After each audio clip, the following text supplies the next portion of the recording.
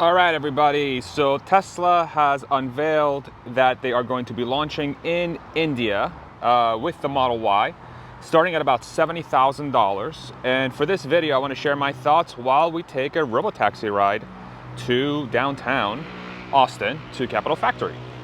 And I'm probably going to have to show the app to this wonderful safety rider. So 1 second. Okay. Here we go. So we're gonna head on down to Capital Factory from Planet Fitness here in North Austin off of Anderson Boulevard. And yeah, so Tesla unveiling that they're gonna be launching in India with the Model Y. The car is gonna look exactly like this one, this car that is currently driving itself from a geofence area in Austin that is actually larger than its closest competitor, which is Waymo. As you can see, there's nobody there. We do have a wonderful safety rider with us just to make sure that we're driving nice and safely down to the city. And at first, this release is not going to be impactful, if anything, for the company, for Tesla. And the reason why is because India's demographics are not going to be very friendly for people to be able to afford the starting price of the Model Y.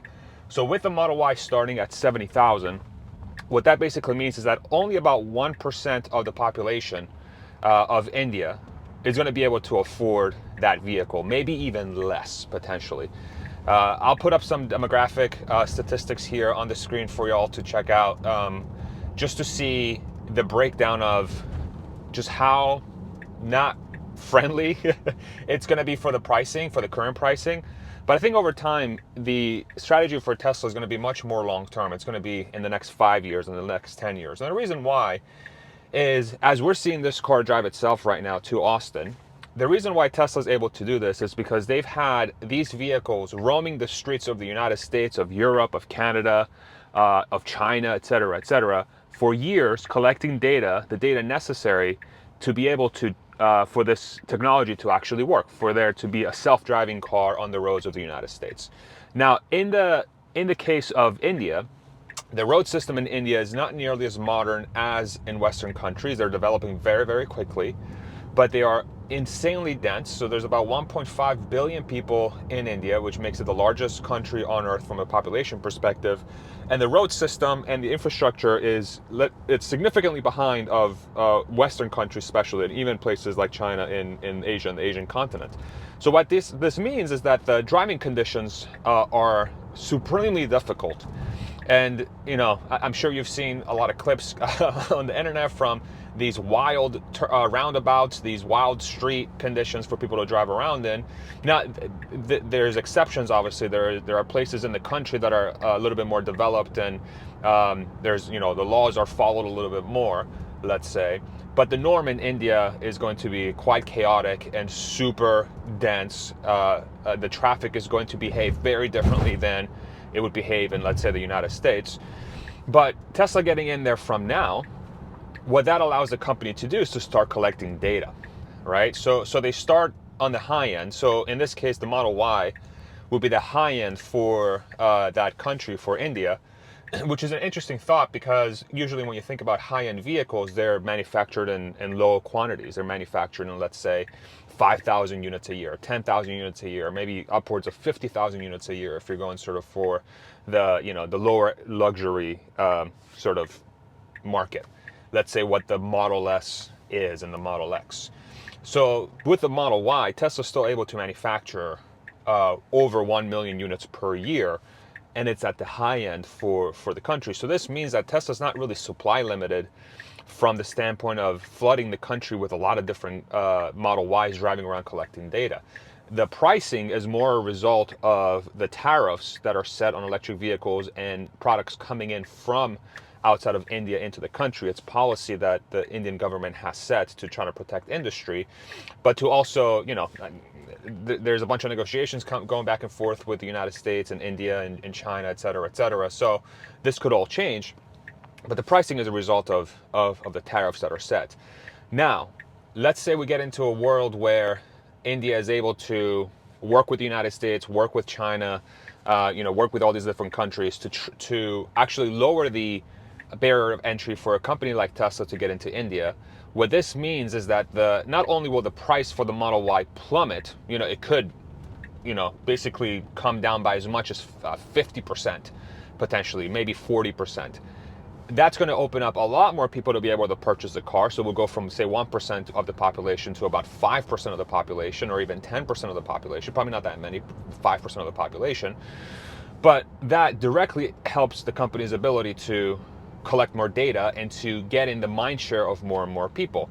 And if you think about sort of 10 years down the road, 15 years down the road, self-driving vehicles are going to be very closely akin to what the cell phone was for a lot of these developing nations. So what happened with the cell phone? So if you study places like China, places like India, a lot of these developing nations, Africa, there's a lot of different sort of places in the world from the last 20, 30, 40 years that completely skipped the advent of going to the phone line, to the phone line technology. So in Western countries, let's say you use the United States as an example, landlines were extremely common, and they still are very common because we've laid down the infrastructure. But that's how people talked with the telephone, is you had to physically lay the line, the cable in the ground so that you can phone somebody at their house, right? It was basically the same process as electricity.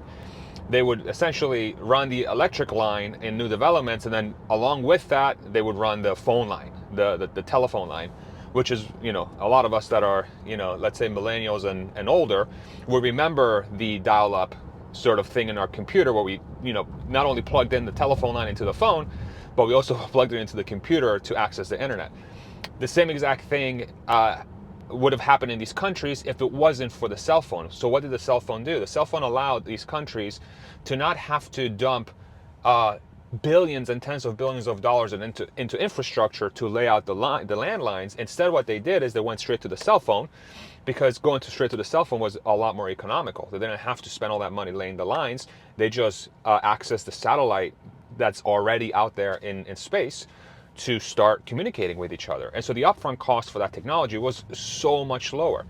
And so with self-driving vehicles, it's probably going to be something similar over the long term, over 10, 20 years down the road, where countries like, let's say, India and a lot of places in Africa that are still developing, and they're developing very, very quickly, and they're going to be massive powerhouses in the next 10, 20 years, they're going to make very similar jumps. So instead of India going down the path of every middle-class family has access to, an SUV and a sedan and maybe, like a three-row SUV and a weekend sort of, car, say a Mustang convertible or something, or 2 cars or 3 cars or whatever, a lot of these families are going to go from not really owning cars to just having self-driving cars everywhere.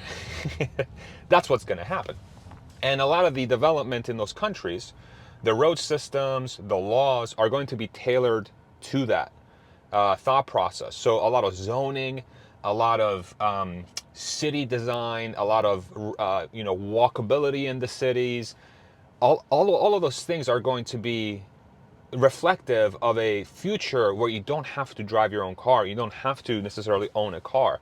The means of transportation just exists. So when you want to go from point A to point B, you pull out your phone and you say, I'm trying to get here. Well, whatever device we're going to use in 20 years time, and then a Tesla will show up, and hailing a Tesla will be synonymous with, like, can I get a Kleenex, which is really a tissue, but everybody calls it Kleenex because the brand Kleenex has made that word synonymous with tissue. Or like in the South, can I get a Coke? But a Coke is really like, or I think it may be Midwest terminology, I guess. I forget exactly where in the United States, but people say, can I get a Coke? And then they'll be like, okay, what kind? Can I get a Sprite? So Coke is synonymous with soda, right? Tesla's going to be very similar from that perspective. And if we think about why Tesla specifically in places like India, if you compare Tesla's approach, which we've been watching it drive itself here this whole time, if you compare Tesla's approach to like a Waymo and the other competitors, which are doing a phenomenal job with the technology that they have, their approaches are way more intensive from a mapping perspective, from a heuristics perspective, which means human code.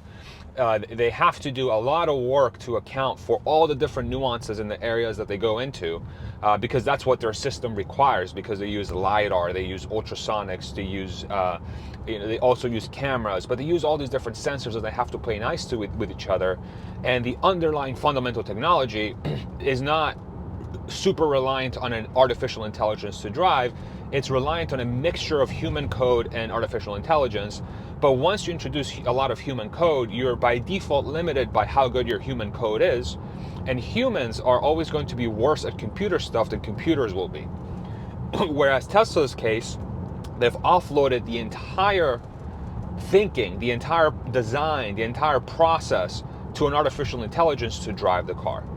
And that's why you have a situation with this Tesla as we're watching right now, this Model Y. This is simultaneously the best-selling car in the world, or second best-selling car in the world, you know, short 2,000 units versus the Toyota RAV4. Excuse me. Basically, a car like Tesla can sell in 1 million plus units per year is simultaneously that, and it can drive itself in a lot of different situations. And these last 3 weeks are a perfect example of how good this technology is long term, is that Tesla was able to expand their network here in Austin from a smaller region in South Austin to now covering South and North Austin.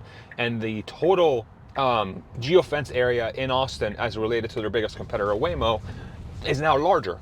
And they did that in 3 weeks. And it took Waymo multiple years to expand their first geofence that they ever did with their Robotaxi network. I believe it was either in Phoenix. I think it was Phoenix, the first place that they went. You know, it took them years to go from launching in there and actually expanding their geofence. So this speaks to just how good this technology is. Now, there will be kinks, there will be things that Tesla has to work through. You know, it's not going to be an ultimately super perfect system, but that's why, to start, we have the safety riders. That's why they have teleoperators to start. And then as the computer and the artificial intelligence rather gets better and better over time, and it gets smarter, then what will happen is the amount of cars that they'll have on the road versus the ratio of teleoperators they'll have monitoring the cars, that ratio is going to get to a very favorable place where Tesla is going to be able to essentially put millions of cars on the road and only have, you know, relatively speaking, a handful of operators making sure that the entire fleet is operating as it should, right? And so places like India, places like China, the United States, Europe, all these different places will massively benefit from this approach, because, you know, we'll have self-driving cars everywhere. They'll be ubiquitous. You know, they'll be absolutely everywhere. So that's how I'm thinking about this India rollout. I think the initial pricing is unavoidable. It could also point to maybe long-term, or maybe in the short term, Tesla's planning on releasing cheaper vehicles as well. That's another theory that's been thrown around. It kind of makes sense. Tesla has been hyping this sort of more affordable vehicle. We still don't know what it is. They were supposed to start production in the second quarter. Excuse me.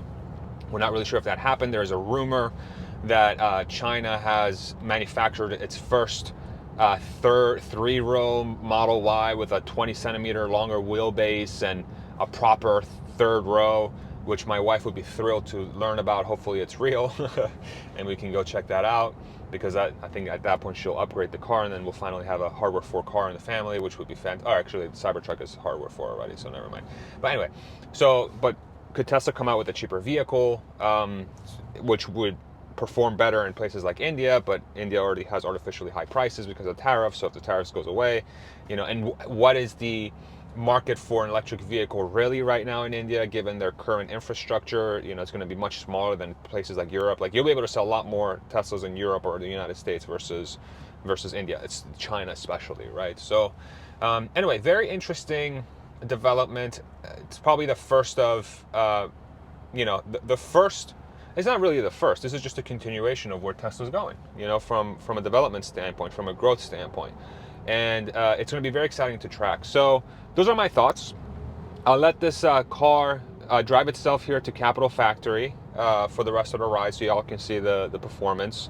As you can see, so this right here, if you're familiar with Austin, this highway right here is Highway 35, which during rush hour is probably one of the worst highways in America. I absolutely hate it. but we should still be taking it right now because of traffic. But Tesla is not currently set up to operate in the highways yet, which is also the case for all their other competitors in the area. But there have been sightings of Teslas with some sort of testing hardware on top of the cars.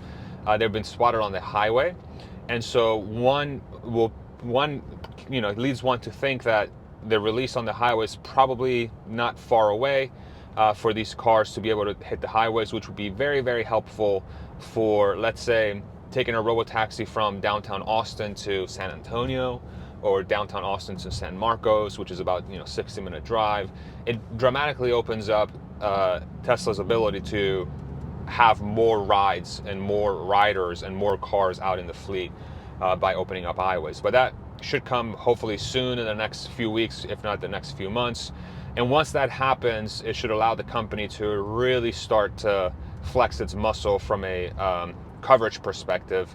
It's going to allow the company to go to a bunch of different suburbs, and it's going to allow the company to really dominate the area. I believe Waymo, I could be wrong here, but I believe Waymo can operate on highways in parts of California already. Someone correct me if I'm wrong in the comments section below.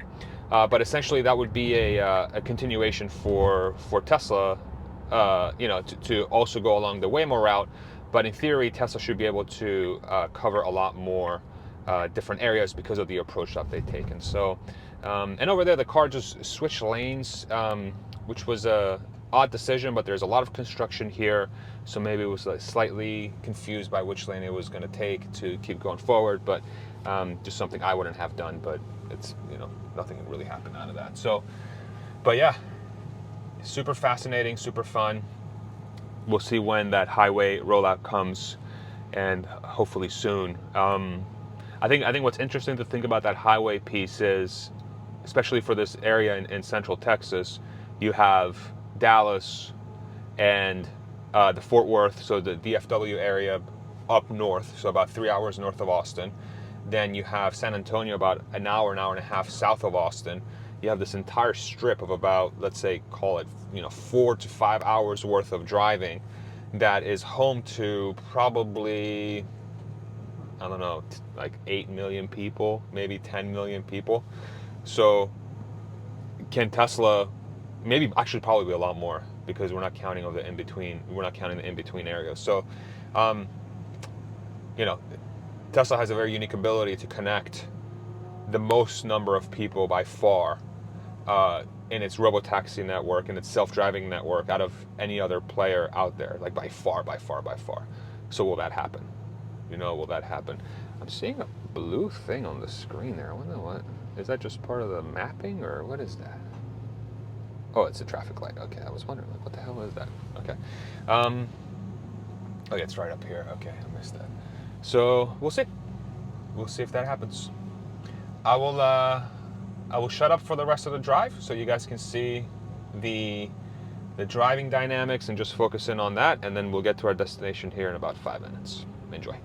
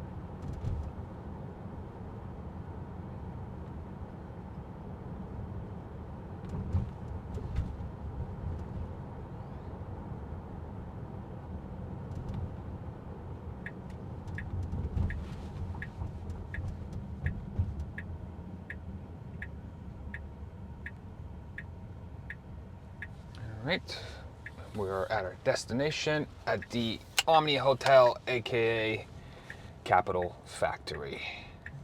And it's pulling right into the drop-off area. Very good. All right, thank you very much. You're welcome. Have a good one. You too. Sorry for talking your ear off. I hope it's okay. Thank you. All right. I'll go ahead and put my bag on here, and we'll watch this Robotaxi head out and see how it does here. We've got a car trying to go around. Let's see if it does it. Let me see. Let me get out of the way. Maybe it's trying to park here. Yeah, so these are things where maybe the Robotaxi can get going a little bit faster here. And maybe it's like a default setting where perhaps it's trying to, I don't know, waiting for the people to, they forgot something, they have time to go get it back, but I'm just gonna go watch it, leave. See how it does here. Got some traffic, it's got a blind spot over there. Let's see how it does. It's peeking, it's, oh, there's a car coming. Saw that. Peeking, peeking, peeking. Off it goes. Cool. There it is. Okay. Hope you enjoyed the video. Bye.